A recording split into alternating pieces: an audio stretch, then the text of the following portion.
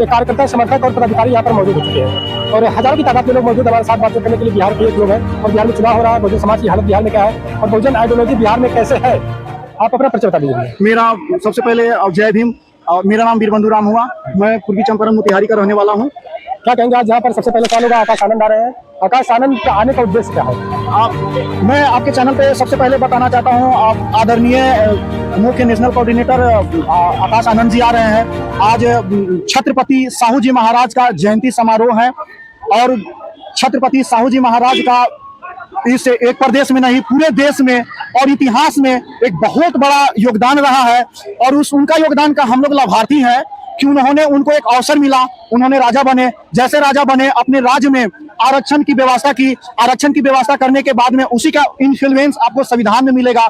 जो समाज सबसे पिछड़े प्रावधान पे बैठे हैं, पीछे हैं, बिल्कुल पीछे हैं, उनको मुख्य धारा में लाने के लिए आपको आरक्षण की व्यवस्था किया गया है और ये संविधान में बिल्कुल मेंशन है।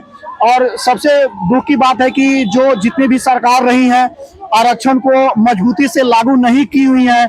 अगर मजबूती से लागू की होती तो शायद आज समाज में जितने भी गैर बराबरी का जो समाज है ये बराबर और एक मुख्य धारा में दिखाई देती।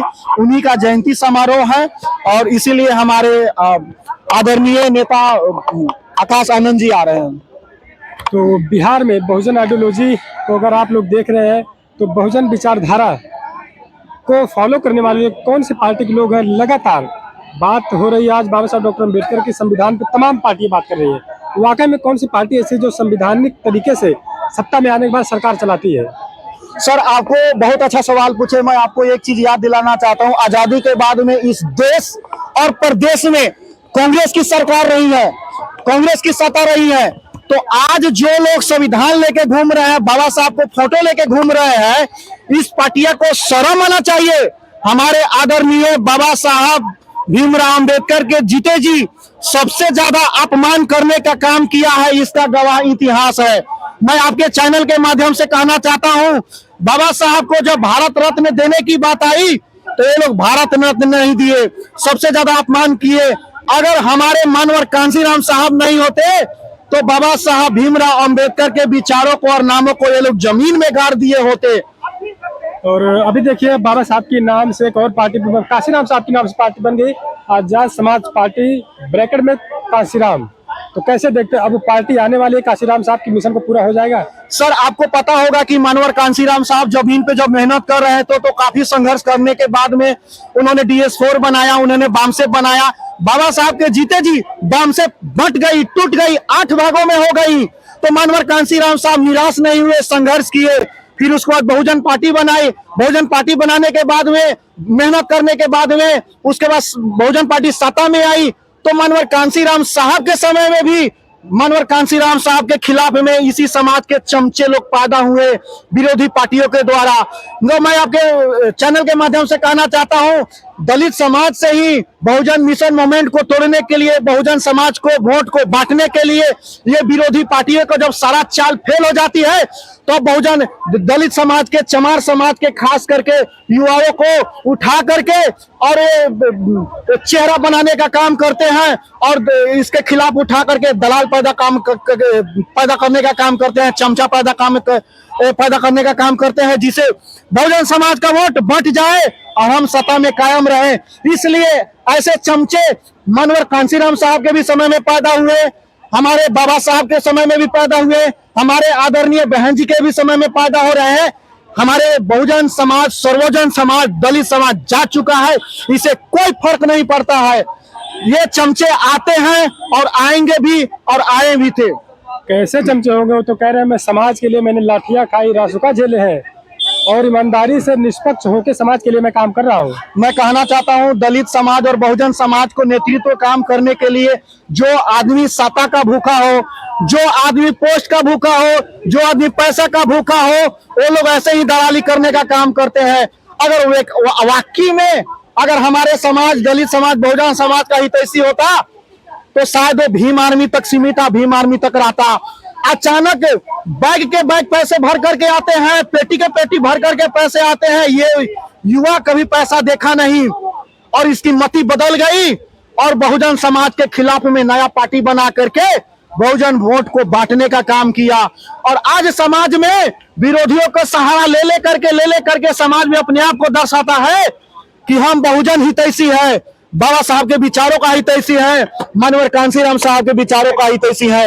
मानवर कांशीराम साहब कभी किसी के सामने में झुके नहीं, घुटने नहीं टेके, और ये बंदा अपने आप को बोलता है कि मानवर कांशीराम साहब का अनुयायी हो, 2 सीट के लिए मगरमच्छ का आंसू बहाने का काम करता है। बहुजन समाज पार्टी संसद पैदा किया, बहन जी ने मंत्री पैदा किया, बहन जी ने संसद बनाया, बहन जी ने विधायक बनाया, बहन जी ने नेता बनाया, और ये अपने आप को 2 सीट के लिए रो रहा था। तो ये हमारे समाज का नेतृत्व नहीं, दलित समाज के वोटों का दलाल है, और इससे हमको सचेत रहने की जरूरत है।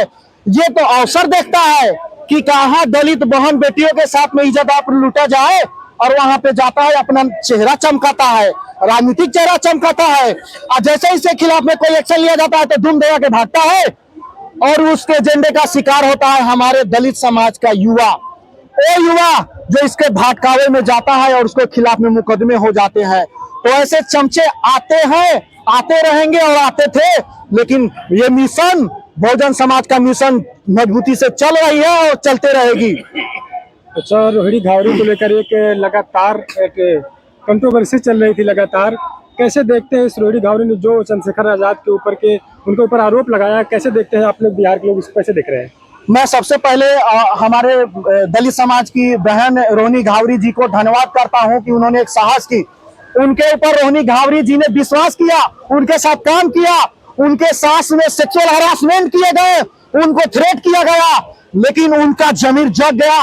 अब उन्होंने बोला कि नहीं, हमारे बहुजन महापुरुषों को ये बेच रहा है, ये बहुजन महापुरुषों के सौदा कर रहा है, और मैं इसकी सच्चाई समाज को बताऊंगी, और उन्होंने इसके खिलाफ में मोर्चा खोल दिया।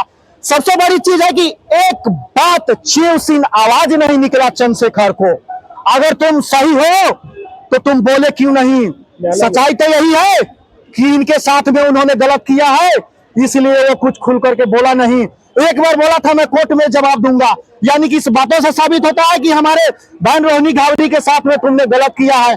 हमारी बहन रोहिणी घावरी जी बोलती है कि कितने दलित लड़कियों के साथ में गलत किया है। तो मैं आपको पहले ही कह चुका हूं कि ये समाज का विरोधियों के द्वारा खड़ा किया हुआ ये दलाल है, जो बहुजन मिशन मूवमेंट महापुरुषों के विचारों को बेचने का काम कर रहा है। तो मिशन कैसे बचेगा आप लोगों का, और बिहार से लेकर यूपी से लेकर पूरे देश में मिशन को कैसे बचाया जा सकता है? सबसे पहले बहुत अच्छा सवाल किया, मिशन कैसे बचेगा। मिशन को समझने के लिए सर्वजन समाज को, बहुजन समाज को, दलित समाज को, स्वाभिमान को समझना पड़ेगा, और स्वाभिमान को पाठ के लिए संविधान को समझना पड़ेगा, और संविधान को समझने के लिए बाबा साहब का स्पिरिट को समझना पड़ेगा।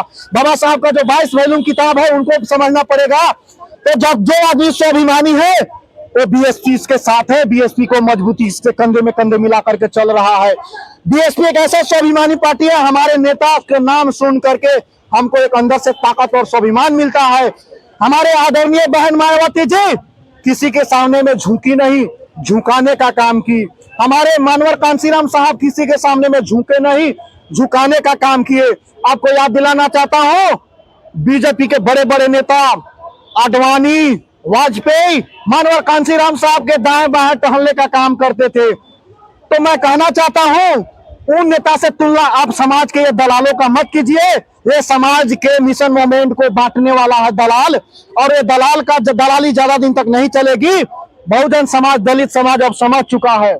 तो कितने लोग, आखिरी सवाल होगा, कितने लोग आज इस हॉल में इस सभा को सुनने के लिए, आकाश आनंद की सभा को सुनने के लिए कितने की जनसंख्या बिहार से यहाँ पर पटना मौजूद हुई है? सबसे पहले ये जो सभा है छत्रपति साहू जी महाराज का जयंती समारोह है, इसमें मजबूती से काफी लोग आए हुए हैं, काफी लोग समझते हैं, जागरूक है, स्वाभिमानी लोग हैं, वो लोग आए हुए हैं, और ये लोग बदलाव की तरफ मुड़ गया है। बिहार को बदलाव चाहिए, दलित समाज, बहुजन समाज, सर्वजन समाज अब बदलाव की तरफ मुड़ रहा है।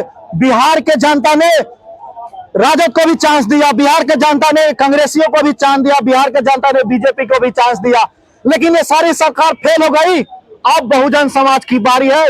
बहुजन समाज जैसे आएगी यहाँ पे पावर में आएगी, वैसे बहुजन समाज के हित की रक्षा किया जाएगा। तो चलिए, बहुत बहुत